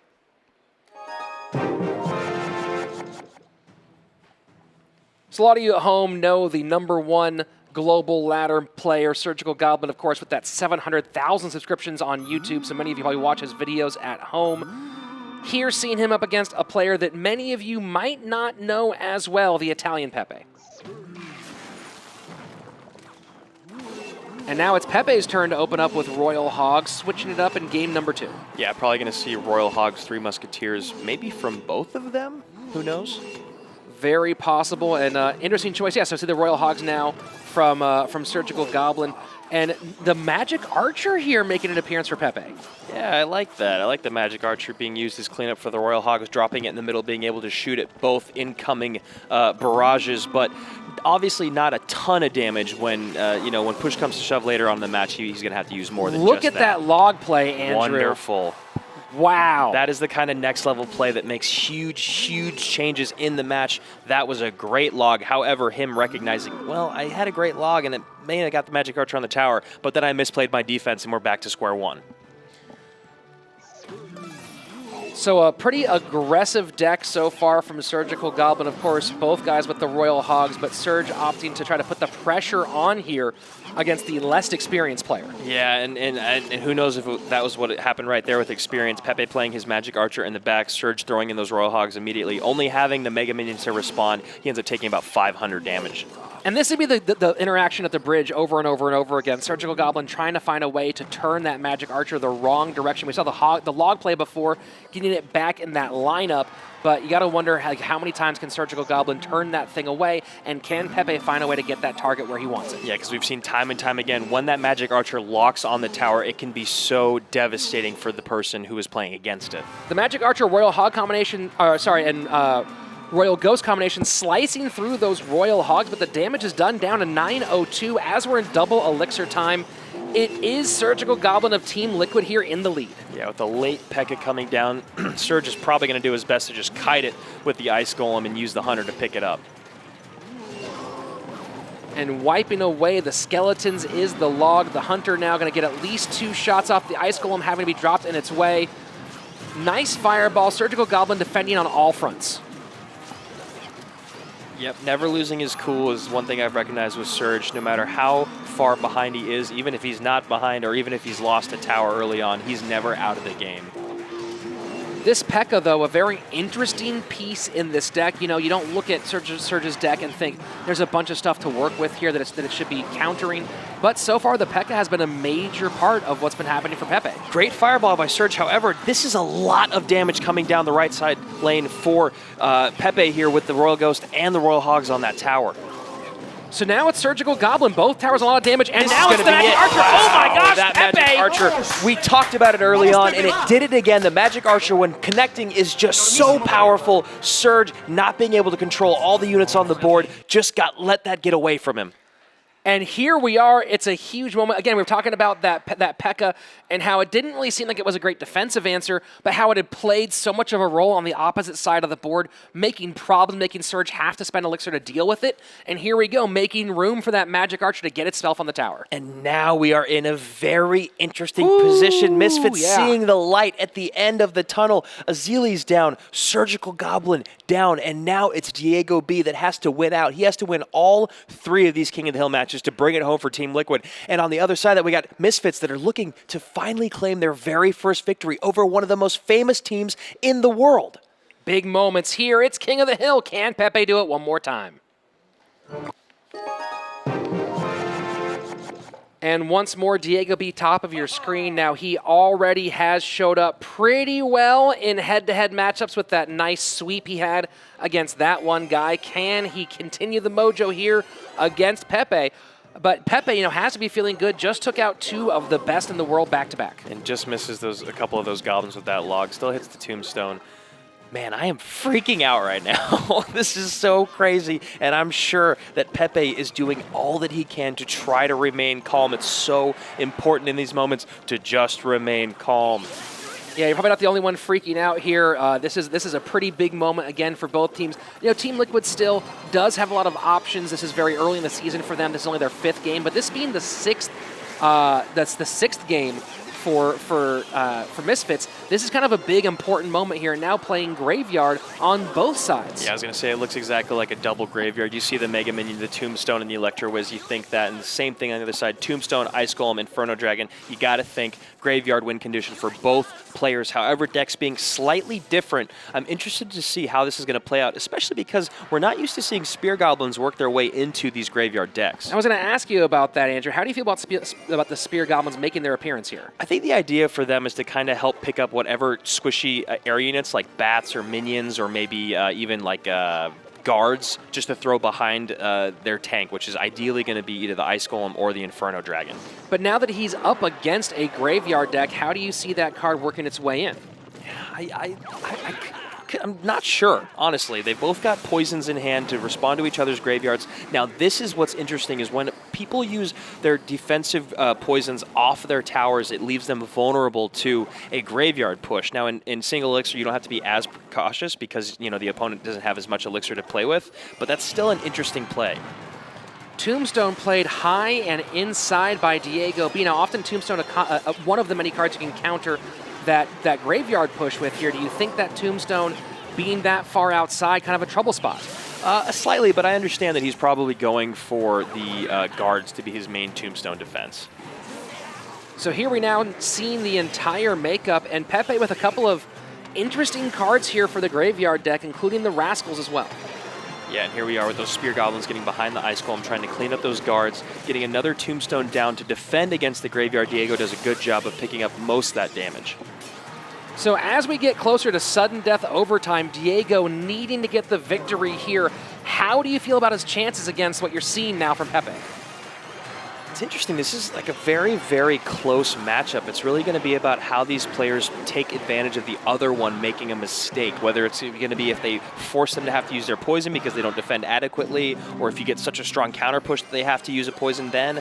I'm not sure, but I feel like what's going to happen is poison's going to be out of cycle when needed, and a graveyard's going to be devastating for one of these two players. Well, the guard's doing a great job mixed with the Mega Minion picking up that graveyard push. I think maybe one tick of damage at most, and now it's Diego B pressing the advantage. He has the support troops coming down the left-hand lane, and he has poison and graveyard on that tower, getting down now under 600, might get under 500. No, stays at 622 here, 30 seconds into sudden death overtime. And you gotta wonder if it's just the slight differences in deck here of Pepe running a slightly off meta of this deck that essentially is that Diego B is running is basically the meta, slightly just slightly different, but whereas Pepe's is very different. I'll take a look here, Andrew, down the left-hand side. This looks like it could be very close. The poison defensively does pick up most of that, but if that E-Wiz can stay alive for another half second, gets picked up, but still at 331, you gotta think Diego B's feeling pretty good right now. Yeah, he's definitely probably gonna take this game here. He's gotta just get in another poison and another log. He's gotta defend this really well, which he can do with his guards and his Tombstone.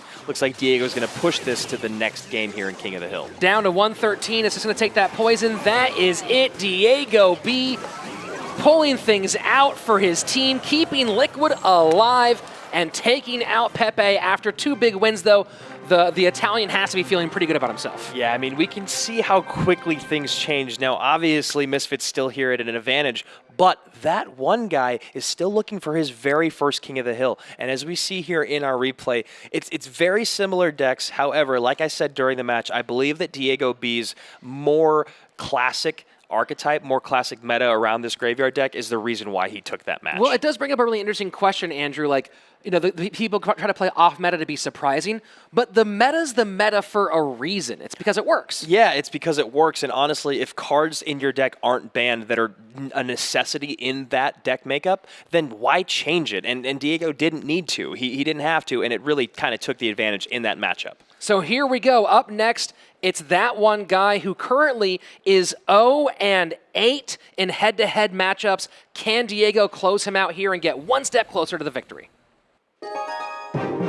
One more time, reminder, your ban cards, Tornado and Balloon, taking some of that burst danger, that last second slide through and take it from you off the board is Team Liquid. Now, Andrew, we've talked a bit about the pressure. Who do you think feels the pressure more right now? Diego B back to the wall with this big reputation he has to defend for Team Liquid? Or is it Reggae who, or not Reggae, sorry, that one guy who might be facing somewhat of a referendum on his 1v1 skills here? I'm honestly not positive, but I feel like by playing the Mega Knight on the Goblin Barrel, it might be that one guy who's feeling the pressure, because that's really a huge elixir trade that's negative for him, and then sending a Mega Knight down the lane by itself is really never that advantageous. And it also shows one of your strongest win conditions early on. So looking like Diego B playing that new Prince log bait meta that's been showing up so much since the Prince got that 5% buff. And you can see right there by that one guy playing the log there on this Royal Ghost that is now on his tower. It's just he had a really rough starting hand to go up against a log bait deck. Not having log in hand, having used the Mega Knight to clean up, already setting the Royal Ghost down, just tough. So slowing down a little bit here, that one guy getting his miner in the back, picked up though by the Goblin Gang. Yeah, and that's the thing is Diego's going to be able to pick up that miner, I'd say maybe 8 times out of 10 between the Rascals and the Goblin Gang. It's going to be tough for that one guy to get the miner to connect to the tower. Now we've seen the Rascals and the Prince together in bait decks a whole bunch. Often that synergy where you drop the Prince in the middle, pushing the big Rascal forward. But right now... Yeah, Diego recognizes that was a pretty big misplay. He knew that that one guy was just a slight behind in Elixir. Now, he did get the Mega Knight down, but that's still, Diego feels like he's in quite strong control of this game. Prince meeting the Mega Knight, but with support from the minions, the Mega Knight might escape enough for one big leap. A lot of damage on that tower. Yeah, there you go.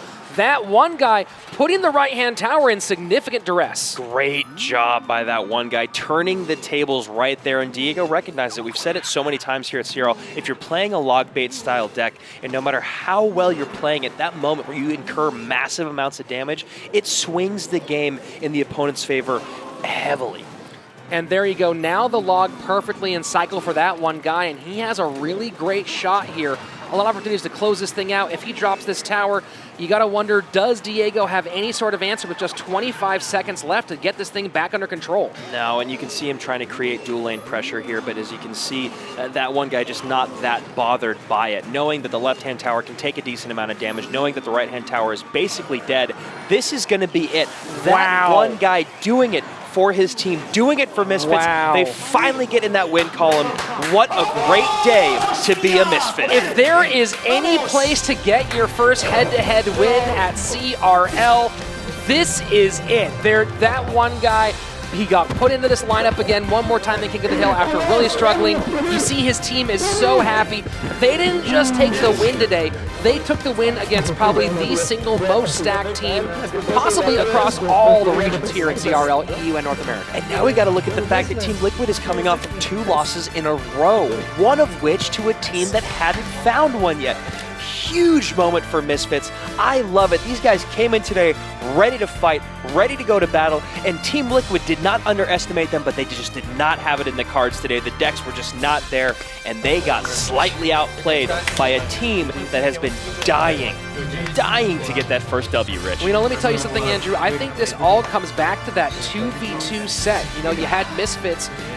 We talked about the predictability of all those golem beatdown decks over and over again. And teams have been trying to figure out how to be the one to crack it. Misfits came out with that 2v2 goal, like deck to beat the golem, and they got the win. Now here is the end, the big moment. It's not quite the finish, but that big leap they could not pick up. Diego could not pick up that Mega Knight, and that right there changed everything. These guys were both playing slightly out of cycle and slightly behind in Elixir, and it was the fact that one guy capitalized so well. That miner changed everything. Taking the Princess off the table, not being able to clean up those minions, allowed the Mega Knight to get to the tower, then the minions to do absurd damage with their fast attack speed. One play changed everything, and that one guy is no longer without a win in King of the Hill, in head-to-head. He did it for himself and his team today. Once more. Come on. This is teamwork. You did great. Let's continue like this. Come on, guys. Here starts the comeback. Eh? This is the comeback. We're just gonna win every single game from now on. All right? Right. Yes. Let's go. And such a show of emotion from all these guys. And again, I'm gonna go back to that 2v2. It was that deck that beat the golem beatdown that really changed everything. That set this thing up. If they had not won that 2v2 set, you don't know if that one guy would have shown up in 1v1. But right now, he showed up in King of the Hill, and emotional and excited that one guy is standing by with Christy St. John. Thanks, guys. Your first win and against Team Liquid. I mean, It's emotional. How you feeling? Honestly, I feel great. I'm proud of our entire team for the way we performed today. I didn't do my best in 1v1, but everyone just had my back and reassured me that I could get it in King of the Hill. A team effort. And the pressure you were under, I mean, you came back from 1v1 to beat your opponent in King of the Hill. How did you keep calm and collected so you could take that W? I took a really good mid-game advantage after copying Pepe's deck, because obviously if he's having success with it, I know I could too. I had a really good matchup, and I noticed that he kind of just overcommitted on one of his pushes and just kind of forced a Mega Knight in. Yeah. So I have to ask, now you have one win and it feels amazing, but you're still behind in the standings. How are you going to keep that momentum to win nearly every game so you can really be a strong competitor here? As we've and other teams have proven, any team can win on any given day. And so we're just going to keep doing exactly what we did today. We changed up our training a little bit because obviously it wasn't working out for us. And you can see we won today. So our next goal is just to keep pushing, make playoffs. Any team can do it. You have proven that any team can do it. Great game today, great play. Back to you guys. On any given day, any team can win at CRL, and today is the day for Misfits, taking that all-important first victory and turning that bagel into a 1 on our standings. Yeah, as we get into our standings here, you'll see neither team actually moving with the win and the loss. However, a huge shift in momentum. Team Liquid coming off 2 losses in a row. And then you got Misfits finally getting their first win, but over Team Liquid. So they're feeling great. I'm sure they can't wait for the next match. Not a lot of movement, a lot of momentum, though. Yeah, these two changes here, what they do is they really tighten up the standings, making it, as we get to the midpoint of the season, everything's going to get more and more heated. The stakes will get higher and higher, match by match, and you can follow all that action by hitting subscribe on the Clash Royale Esports page, going to esports.clashroyale.com, and of course going to the Esports tab in your Clash Royale app. We will be back with more European action here on Saturday, September 15th. Make sure you tune in. Some fantastic action coming your way. For Andrew Guy, I'm Rich Slayton. We will see you back here on Saturday in the arena. Bye. Our time on Earth is marked by the great events we are fortunate to witness. Today was one of those days. Those Misfits really kicked donkey. These CRL stars shined brighter than a golden chest as they battled for supremacy. Somehow, the action in this arena grows more intense each week, and unbelievably, there's so much more to come on the road to the World Finals. I am a king, and this is an order. Subscribe to the Clash Royale Esports channel. And remember, never look directly at an Inferno tower. It's not good for your eyes.